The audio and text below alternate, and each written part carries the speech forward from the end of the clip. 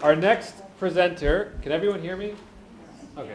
Our next presenter is Alexandria Bombach, an award-winning documentary filmmaker from Santa Fe, New Mexico.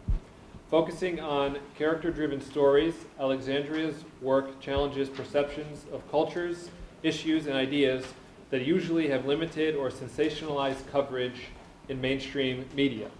Her feature-length documentary, Frame by Frame, had its world premiere at South by Southwest in 2015 and has since won 18 festival awards. The film follows the lives of 4 Afghan photojournalists who are facing the realities of building Afghanistan's first free press. In 2012, she directed and produced the Emmy Award-winning series Move Shake that gave an honest look into the complicated lives of people who have set out to make a positive environmental or social impact. Just trying to figure out Founding her production company Red Reel 2009, Oh, good. I tested it. Yeah. Alexandria has spent the last 6 years living on the road as a filmmaker and freelance documentary cinematographer. Please join me in welcoming Alexandria Bombach.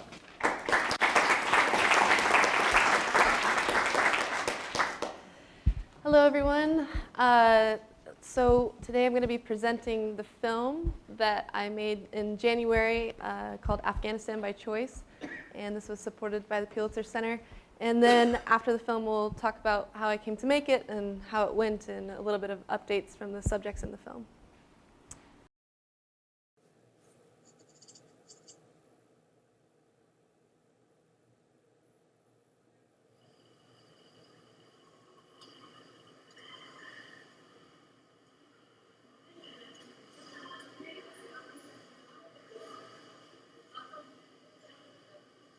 ما در فرم مثلا 50-50 50% میگیم بریم 50% میگیم باشیم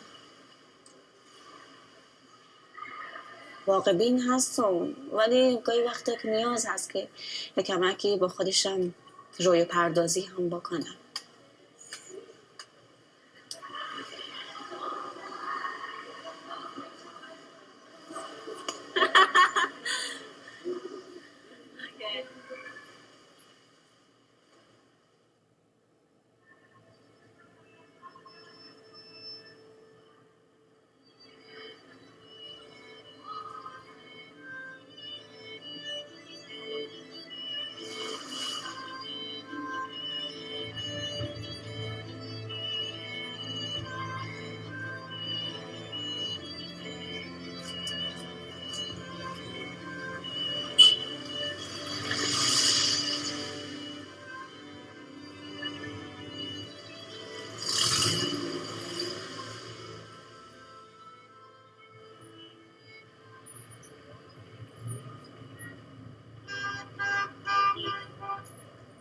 I lived all my life in Kabul. I never immigrated or been a refugee.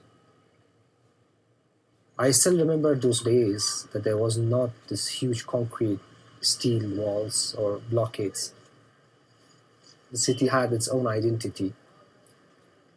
These walls have completely changed its identity.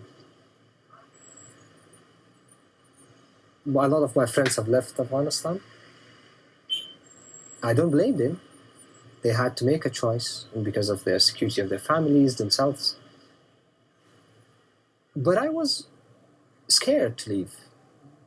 I didn't know what will I do if I leave this place. I see I'm making a difference. That feel that you're bringing a positive change. I think that's what keeps me here.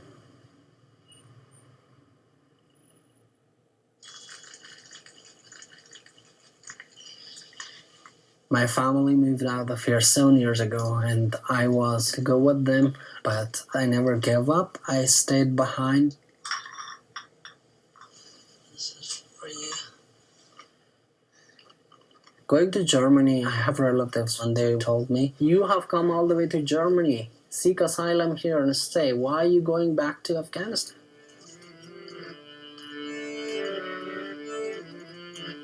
I was looking at the way they were living there, all the nice roads, these high-speed cars. Definitely we don't have it in Afghanistan, but that's Afghanistan. We got our local bread, and we got our fresh fruits. And we go to relative's house, we hung out. So we have a life where nobody questioned me, where nobody look at me that, oh, you don't belong here. I feel broken that in the past 15 years, we could not get this country to a place where we could have lived here. We wouldn't have to go move to another country.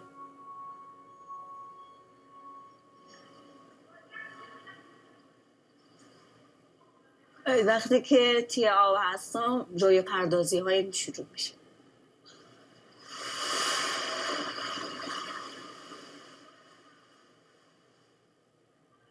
فکر مسابقات منو در مسابقات المپیک.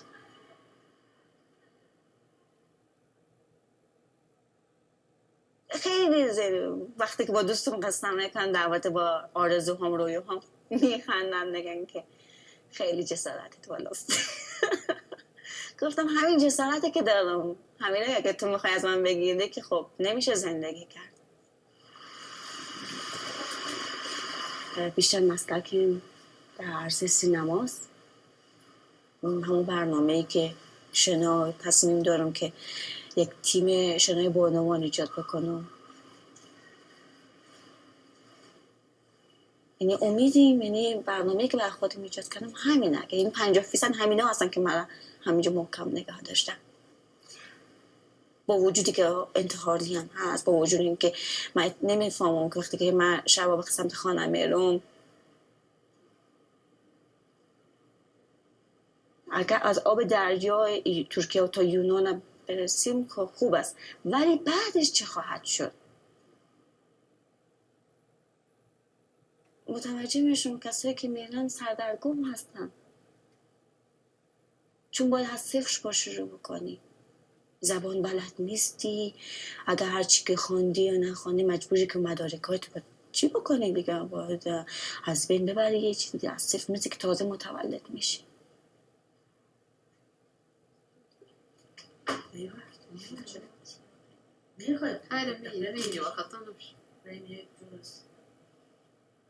Movement, fetal, cardiac activity. دکتر هستم. میخوام میفهمم من اونجا برم به هیچ هستم. دیگه اگر از نظر اقتصادی بگوی هیچ مشکل اقتصادی هم نداریم. ما نخواه نداریم، کار ما خوب است، درآمد ما خوب است.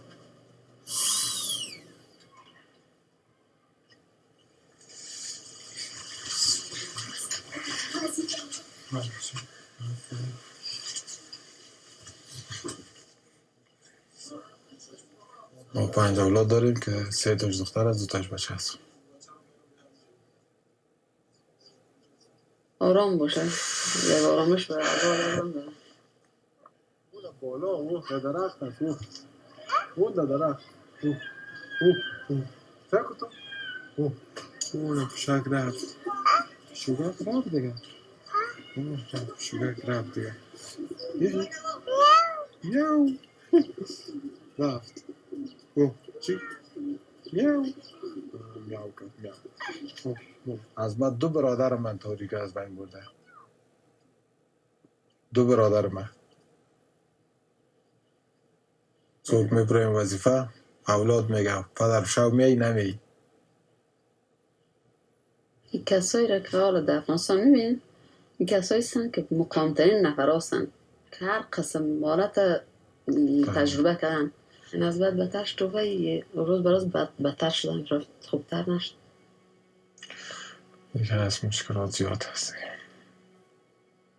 همیاله که همی حالت رفتن رو میگیریم باور که قلبم حال سوزش میکنه. به چشمای مشک میگه چطور از وطن خود میرم، مردم خدا که من طلبی نکنم این نکنه چطور کنه کی کنه. دیگه امنیت خوب نبود هیچ نمیرفتیم. دیگه این وضعیت من از او یا بسیار میترسم، طفل‌ها رو بسیار میترسم. نگران راه هستیم تا ترکیه خو ویزا داریم، قانونی میریم. بعد از او نگران از او هستیم بر 1 روز اگر ما بمیریم یک روز میمیریم، اگر دیگه زندگی کنیم هر روز مردیم، تمام عمر زندگی تمام عمر رنج مردیم. است. اون حالت ترجیح میتیم به خاطر از حالت کردن.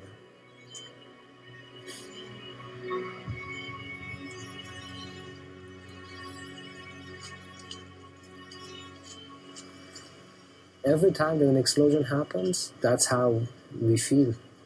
What if it was my brother? What if it was my wife? These what if questions is what kills you, really.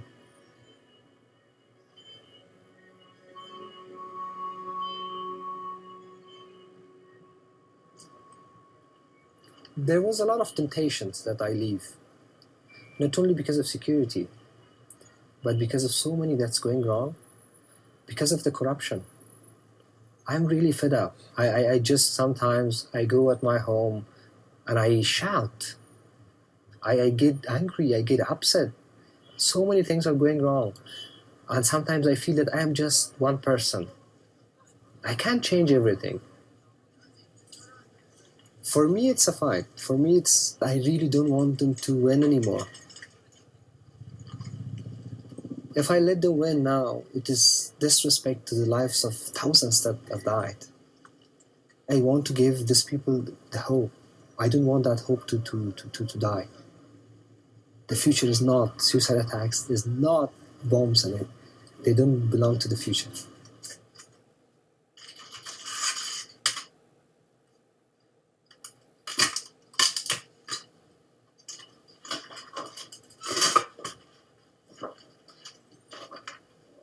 This week, apart from when I lost my father, this is the hardest week of my life. I received a special immigrant visa for the United States.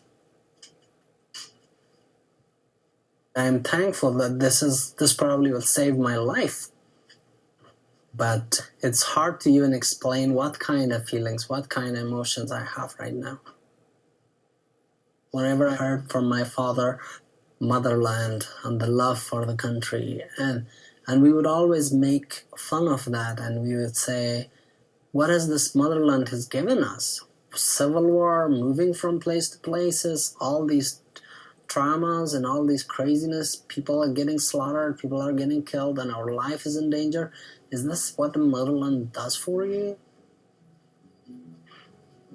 When my mom was leaving, she was crying, and I was trying to calm her down and hold her and all that.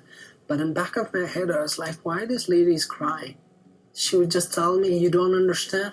It is the country. I'm like, what part of this country? The explosions on the road? The killings? All these rapes? All these crazy chaos? Is that what you're gonna miss? And my mom would be like, you won't understand. It is that feeling that one day you will feel it. But right now, I understand and I can connect. I wish my dad was around and I would tell him that I know what motherland is.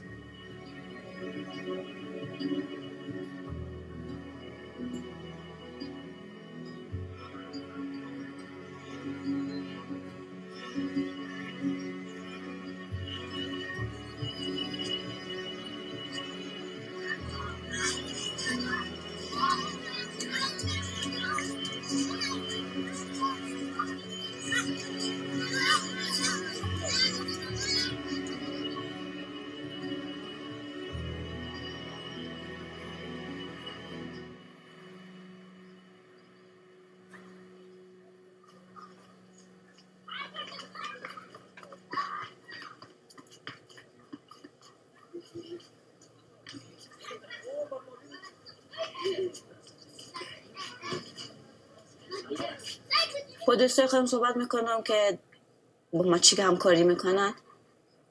بعد به من میگن تو چقدر خوش هستی، ما خبر دیشب شنیدیم چی هستیم، فکر همه هستیم، زیاد چی نیستیم. گفتم جنا، گفتم که الان من زنده هستم، تو شما الان کسی که او رفت پشت اون مطلب می نویسین که نمیدونم فلان خاطراتشو می نویسین که این وقتی که زنده بود با ما صحبت میکرد چنین خواسته هایی داشت ولی به خواسته هایش نرسید. گفتم من الان زنده هم، بیاین با من کمک بکنین فیلمی میشد بشه. اگه فردا روز من مردم تو انتحاری یا هر چیز دیگه دیگه عذاب وجدان نگیری اونا هم.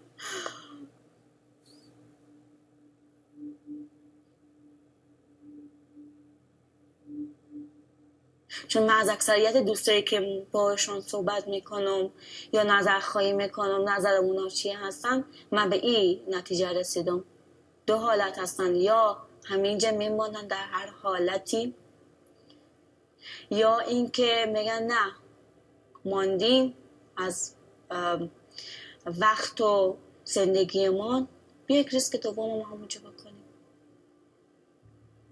من هم ریسک خودم وقتی که با دوستمون صحبت میکنیم گفتیم بیا من و تو یک ریسکی بکنیم همینجا بمانیم.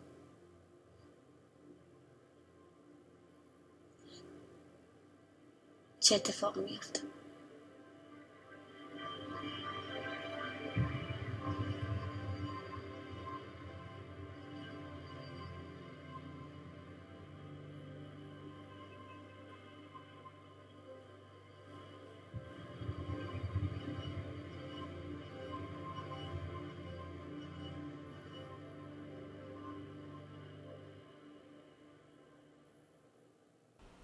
All right, so that was the film. Let's see if it goes to the next thing. Great, so I've been making films about Afghanistan since 2012, and in that time I've seen Kabul change quite a bit. The original films I was making was trying to give a different look into the lives of Afghans, and also just having more empathy, because so often the stories that we hear are only suicide bombs, and mainstream media is giving a certain perspective on this place. So always trying to do character-driven things there. And I wanted to go back to make this film after my feature because the rhetoric that I was starting to hear of Afghans and their participation in the migration crisis, that Afghans were leaving Afghanistan because of economic reasons. And I had known of Afghans and of friends and family members and neighbors of friends that have left, and none of them were leaving for economic reasons. And really, it was, if anything, that was hurting their job prospects. Like you saw with the couple, both of them will not be able to, find jobs easily outside of Afghanistan, and they do really well there, but they were leaving for security reasons. And so I wanted to hear from Afghans what they thought about this choice and how it affected their lives on a daily basis. Something that I found, it wasn't really something that was a choice you made and then you continued on with your life. It was a question that came up all the time, especially after suicide bombings or attacks that would happen. Everyone would kind of reassess of what they're doing here. And Afghans before Syria were the largest population of refugees, and they have been for a really long time. And so this country has a history of people leaving. And what makes this time so unique is that so many people had come back after 2001, and because there was so much hope to rebuild, and a lot of those people have now left. So I went back for a few weeks in January, and I hadn't been back since 2013.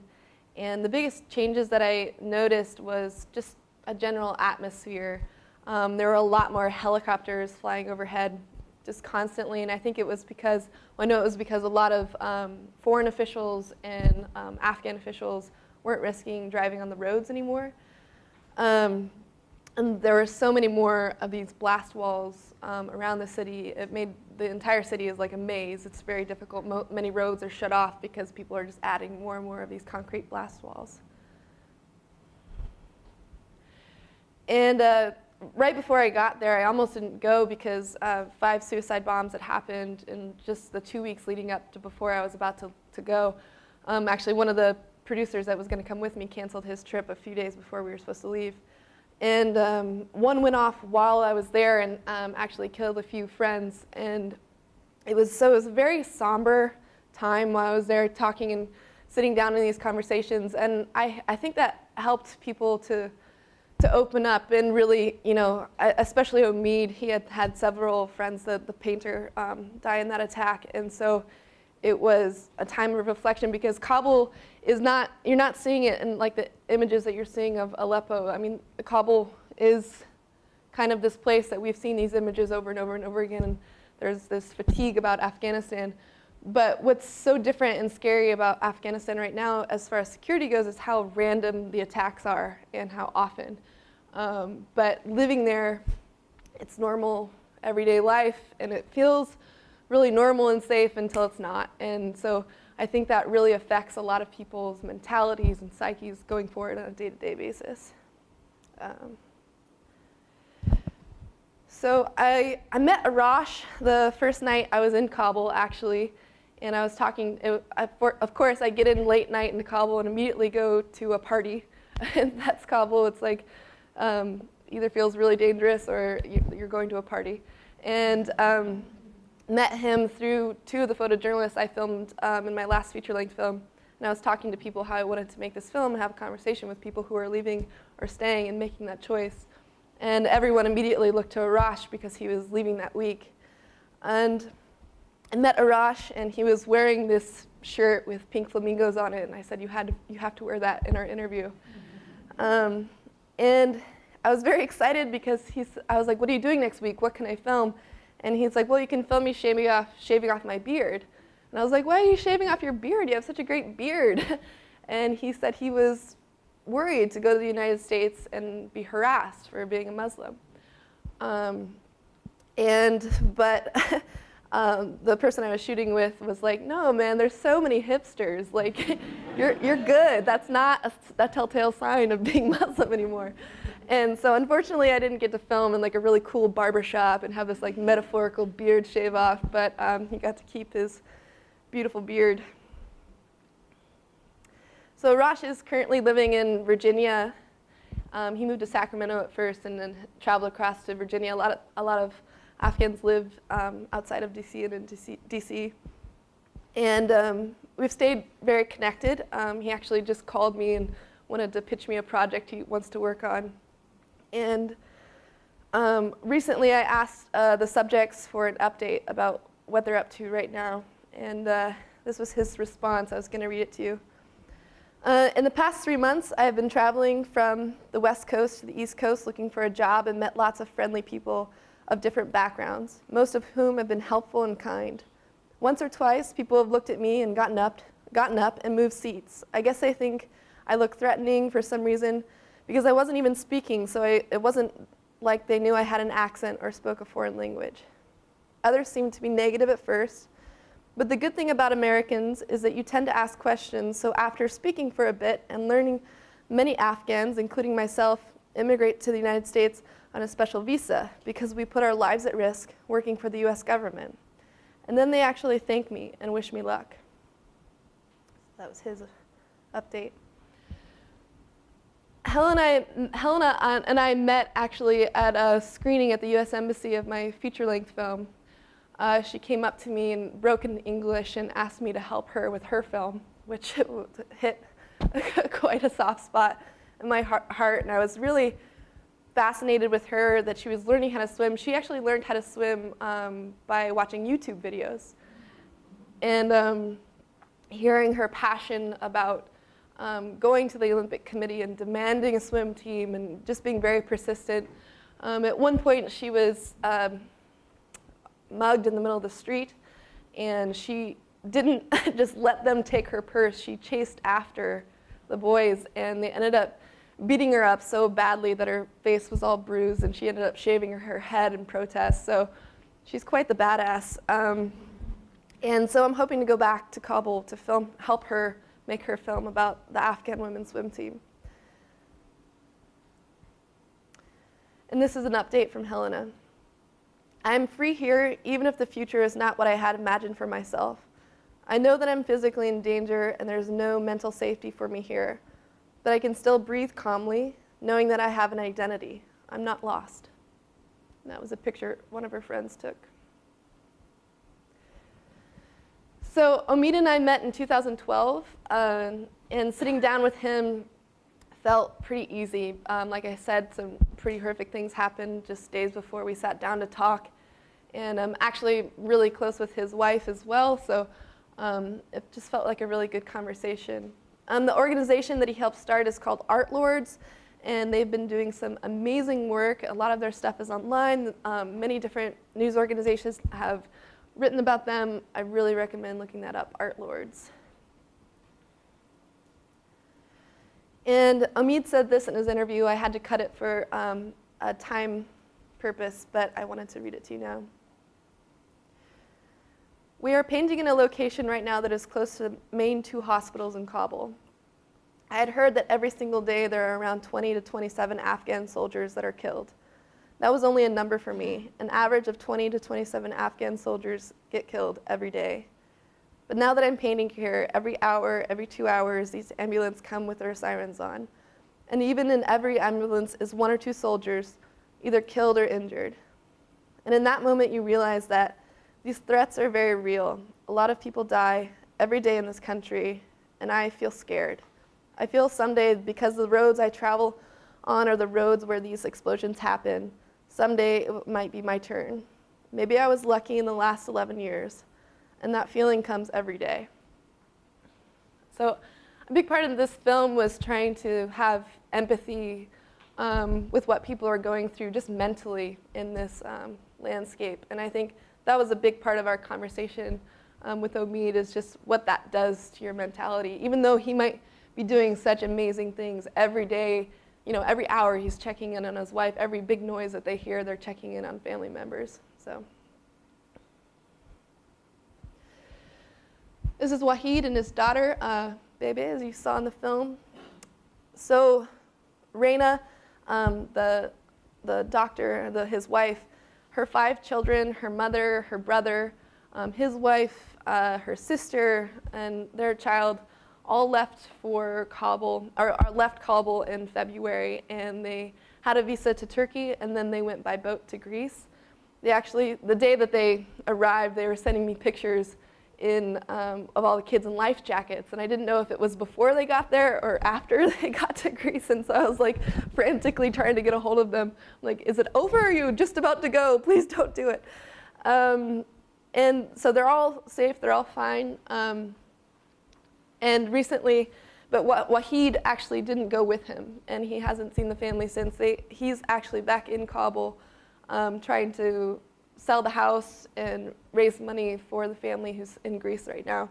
And Arash, who has in the United States, is helping me translate back and forth and trying to figure out a situation for the family right now. But it's all very confusing. I mean, in the last 2 weeks, I've tried to figure out in every country in Europe, trying to figure out where they could go and what walls are open. But as you've probably heard, for a lot of Afghans, it's not considered an asylum situation. It's definitely considered migration. And so a lot of Afghans are being sent back to Turkey.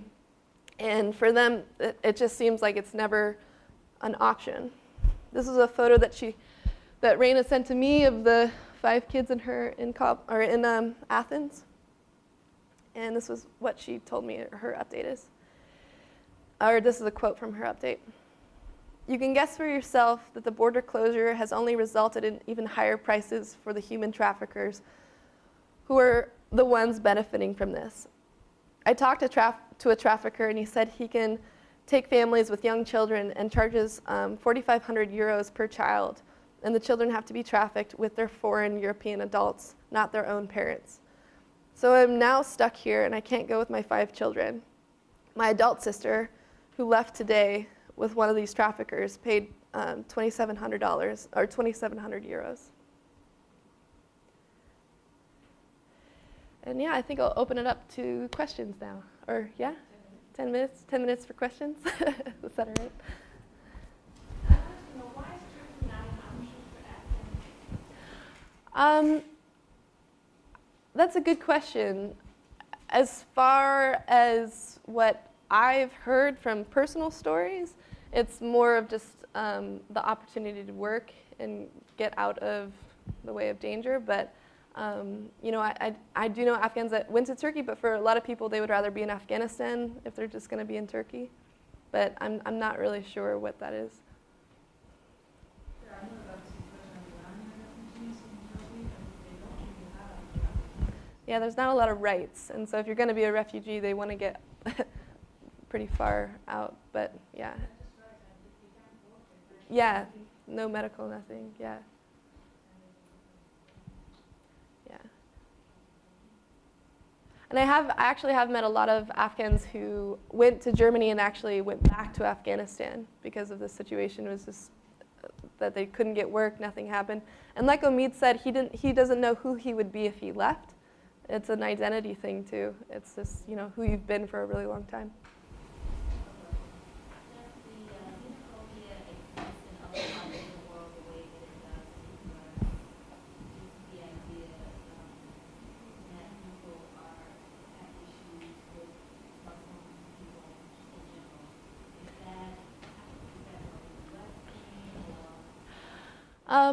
No, I think people, there's a lot Islamophobia.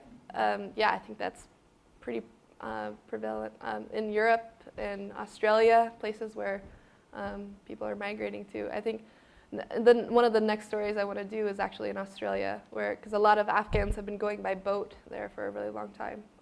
Yeah, so it's pretty prevalent. What have, for like a lot of the kids or teenagers who maybe had a chance to talk to, what you've been doing, what you've been filming, or just people you may have come across along the way, what do they tell you about their experience? Because sometimes there's the experience of their parents who kind of talk about, you know, being home, the setting of identity, but still when you're still kind of developing who you are, what have you kind of heard from kids and or teenagers about what they miss, like maybe for those who have left, or for those maybe whose parents are thinking of you, like what are they going to miss? Because sometimes that's a way to maybe make a connection with kids here, so they can kind of, hey, these kids are you're not so different. Yeah, as far as Afghan teenagers who have left, Mm-hmm. the ones that have, I think what they really miss is that sense of cultural pride, because when you're in a country like the United States that only portrays Afghanistan really in one way, women as victims and men as violent, and that's it, that's all you're allowed to be, I think there's a lot of depression of just that cultural identity and pride. And so when I was screening my feature-length film across the country that shows the beauty of Afghanistan, a lot of young Afghans that had been there even since they were kids, like 2 or 3 years old, would come up and be so excited that the film showed their classmates a side of Afghanistan that wasn't just what they were used to seeing. So I think that was really huge for them. You mentioned that the Afghans are seen as migrants, not refugees. What's the distinction there? Why do some countries see them differently? I think it's a debate that's happening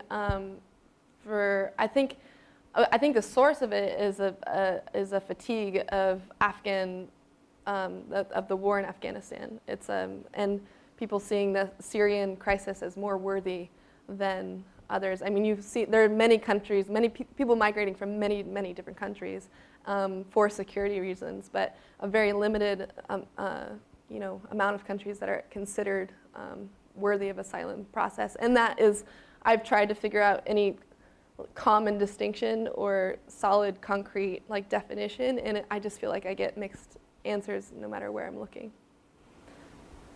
Would you describe the migration as being concentrated primarily in the middle and professional classes in Afghanistan, and does that lead to a kind of following out of Afghan society? The professionals are leaving and going elsewhere? Yeah, there are places up in the north, like Kunduz, and places that have been attacked where a lot of all classes are leaving. But there is definitely, as far as Kabul and the capitals and Herat, there is brain drain happening. People are, it's a huge concern. Definitely, I wouldn't say it's being handled well by the government right now. There's a no sympathy kind of rhetoric around it. And Afghans are very sensitive to it because, like I said, this is a unique kind of leaving of people because people still have that hope, as arguably they should, that Afghanistan's going to get through this time. But it is really sad to see that a lot of people that could really offer a lot to the future are leaving. As a woman filmmaker going to Afghan society, can you comment a little bit about how were you received and what did you notice about Afghan women? In terms of career, I mean, we saw The Doctor, but I mean, as a Western female filmmaker, did you ever meet up against any kind of discrimination, or are they used to seeing women in different venues, including the arts? Yeah, well, especially in Kabul and other cities in Afghanistan, they're used to seeing journalists. I mean, this has been an industry of war in this place for a really long time. When I was looking for a co-director of my last film, I had to make sure it was a woman, because as a woman, you have so much more access in Afghanistan. You're like a third gender. Men respect you. It's just like normal human beings. And they're not holding you to any cultural standard that they would an Afghan woman. And Afghan women allow you in too. So it was essential for me to be a woman, and that's why a big reason why I like working in the region. Any other questions? So this piece was published in July of the year, right? June 9th, yep.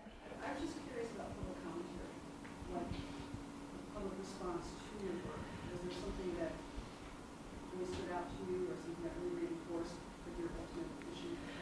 Yeah, what have the public comments been? If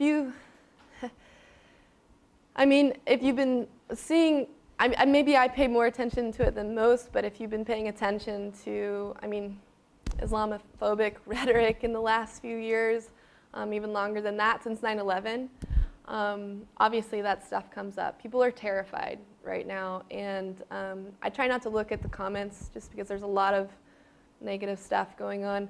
That being said, there are a lot of people that have wrote to me personally or wrote into the New York Times, very supportive.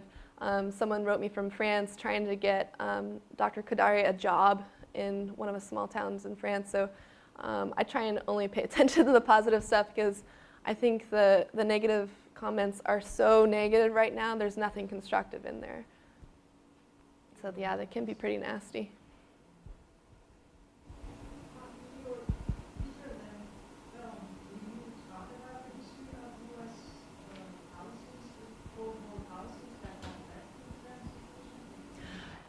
In Frame by Frame, we do go over a little bit of the policy, but for me and for the films that I like to make, there are so many, I definitely do more character-driven stuff. I like to back up things that are happening with empathy. I think someone's bio was like, I think it was yours, Lauren, the power of empathy and storytelling to change things. For me, I want people to connect with people, and I think that's such a huge part that's missing in our education about Afghanistan particularly, is just connecting one-on-one with an Afghan. And so most of Frame by Frame in this film, and most of the work you'll see me do forever, is going to be character-driven. What is the reaction to the political... This will be the last one. Sorry. Oh, I'm sorry. Go ahead. What is the political what is the reaction to the political rhetoric of America? The political rhetoric? Yes, between the leading candidates and their opinions on... Disappointment. The same as ours, just laughter, just disgraced. I think it's scary for a lot of people to come to the United States. They ask me questions about, do they all just hate us? They all just think we're crazy? And so, yeah, it's... I wish there was more discourse, because I think it's a very similar outlook. Thank you so much.